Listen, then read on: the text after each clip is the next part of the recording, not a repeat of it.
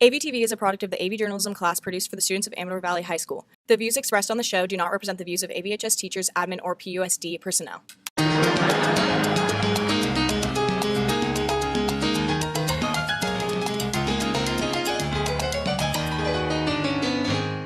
Good morning, Dons. Today is Wednesday, October 28th, and I'm Isha.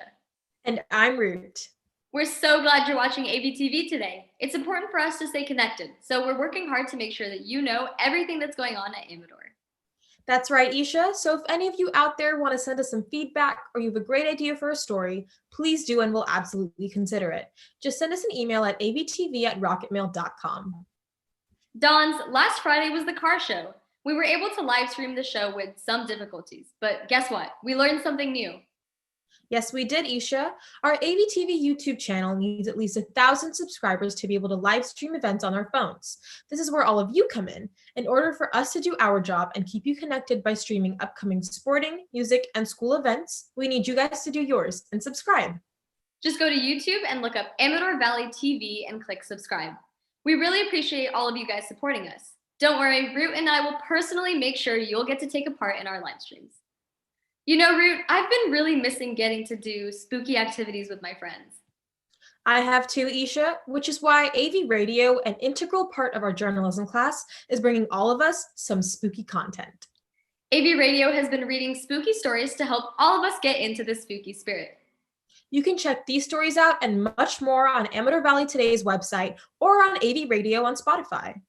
Dons, the AVHS Library will be hosting an author visit today, October 28th at 2 p.m. The author is Steph Cha, who wrote Your House Will Pay. And don't worry, you can still listen in even if you haven't read the book. To join this Zoom meeting, go to bit.ly/3DWDLJA. The password for the meeting is 611032. This has all been set up by our librarian, Mr. Scherer, who has been working extremely hard to make sure Amador students still have the in-school experiences out of school. Remember that you can fill out a request form for curbside pickup to get a book from the Amador Library. Go to bit.ly/31H8TP8 to fill out the form for curbside pickup. Isha, you know, I've been moping a little recently because I'm not 18 yet, so I can't vote. Well, Root, I'm in exactly the same boat as you. Lucky for us, Mr. Scherer has shown up once again in our time of need. Really? How so? This year, just like past years, Amador students will be able to participate in the mock election. The form for the mock election, which in past years has been a ballot in the library, will close on November 3rd. We still get the experience of voting, Root, so don't worry. You won't have to mope any longer. Isha, that's fantastic news. I can't wait to fill out my ballot at bit.ly/3MNRDGI. Now that you feel better, Root, I have some really fun news. Did you know this week is Red Ribbon Week? Actually, I did. And there is a national photo contest for Red Ribbon Week. The winner gets $1,000 and an iPad. Go to bit.ly/2HODYJU for more information from the Red Ribbon website. Now we have a video introducing our 2P peer educators and Red Ribbon Week. Let's check it out. Teachers, our 2P peer educators would really appreciate it if you could share this Drug IQ quiz link with your Access class today. To access this quiz, go to bit.ly/3JXKACZ. Dons, to keep your spirits up and encourage student connection, leadership has planned a video game tournament from November 2nd to November 6th. This tournament features favorites like Minecraft, Among Us, Clash Royale, Fortnite, and the dinosaur game on Google. To sign up and learn more, please go to bit.ly/2TMKZ7H. Prizes will include a Razer headset, wireless mouse, PS4 or Xbox One controller, LED lights, and more, and leadership hopes to involve as many Dons as possible and learn from this experience for future events. Spots are filling up fast, and today is the last day to sign up. The Link crew is looking forward to the second Link lesson of the year today, Wednesday, October 28th at 12:20 p.m. Link is a program run by juniors and seniors to connect the new freshman class to the Amador Valley community. Freshmen, bring your lunch and join your classmates and upperclassmen for the second Link lesson of the year. The Zoom ID for the meeting is 857-9889-0352, and the password is 308060. Dons, the 2020 election is coming up fast, and AVJ is here to help. First, we have a segment that gives you overviews on propositions on this year's ballot. If you're over 18 and can vote, this next segment gives you some information on Props 14 through 20.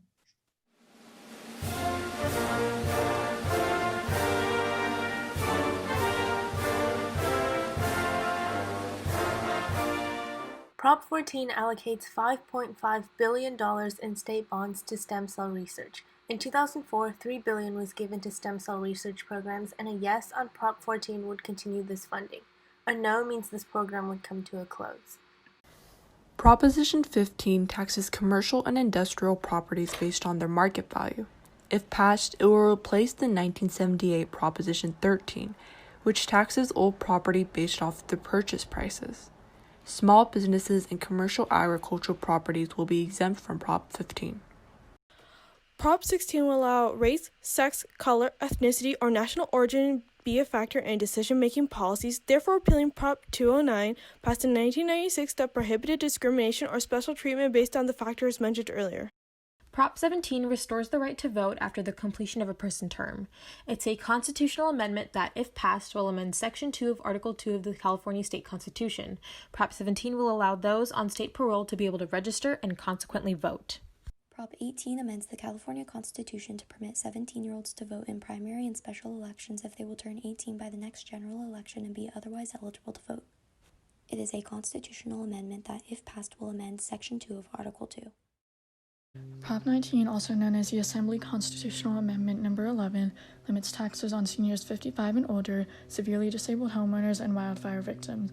It also allows them to relocate and buy a home while paying the property tax of their original house.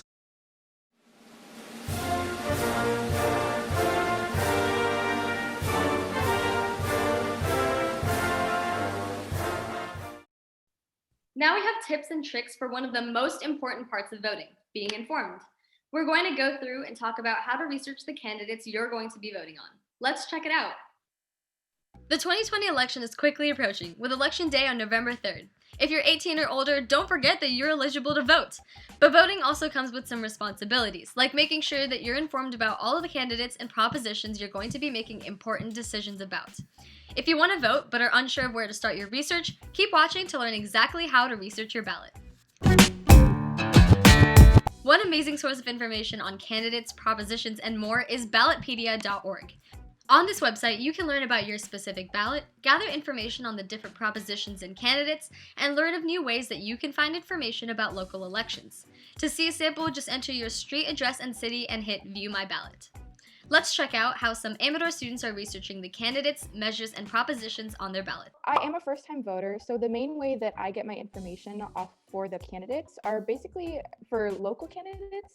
I like to research based on their first-person point of view, and the best way for me that I was able to do that is through their own personal campaign websites. And another cool source, not to self-promote at all, but our journalism website is also doing a really huge project right now where we're trying to personally one-on-one interview all of the candidates for Pleasanton mayor. And again, as a voter, that was something that was actually really helpful for me because I was the one who edited a couple of those articles and I actually got to sit in one of the interviews.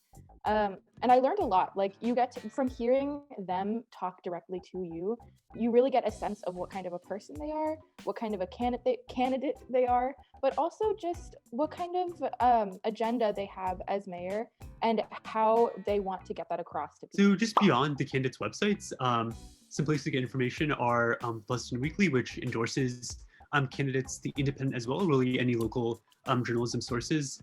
To plug some things that PAN has done, our social media, Pleasanton Action Network on Instagram. We also hosted a forum with all 4 of our mayoral candidates. So if you want to see more about them, learn what they're about, learn about their policy specifics, then that is also a great video to check out.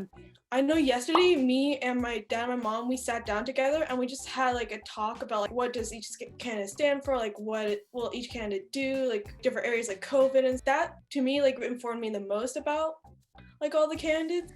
So the way I found out information on like local candidates about voting is because I moved from California to Pennsylvania, so I didn't really know a lot about the local candidates and things like that. So our school actually offered some readings about that, so we could read up on information, learning about our mayor and things like that for our county and our city. And then also in town, in our small little town, we have a Democratic and a Republican office. So if you're interested, you can go to these offices, which is like very close to campus. It's like less than a mile off campus, so you can walk up to it and read about the local candidates in your parties. So whatever party you identify with, you can read up on that. Even if you aren't able to vote in this election, you can still try out some of these tips to stay informed about current events. We hope you learned something new from this segment, and happy voting. Now let's go back to the studio. Dons, it's time for the Scary Movie Countdown. Over the month of October, we've been making segments all about the best October horror movies to watch. In this segment, we've interviewed a couple of teachers on their favorite Halloween movies. Let's check it out.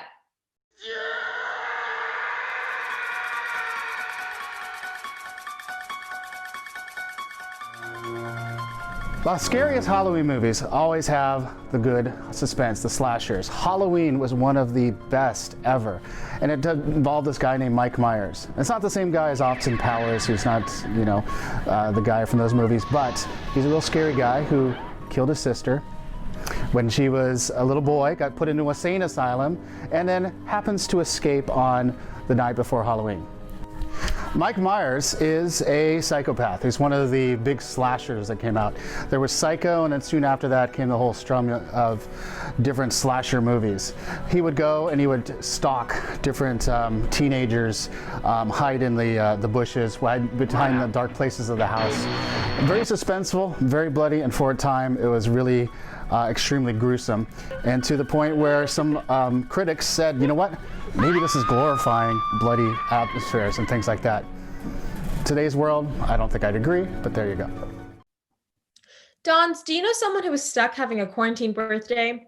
We know it sucks, but just for $5, there's a way that you can make their birthday better by sending an ABTV birthdaygram.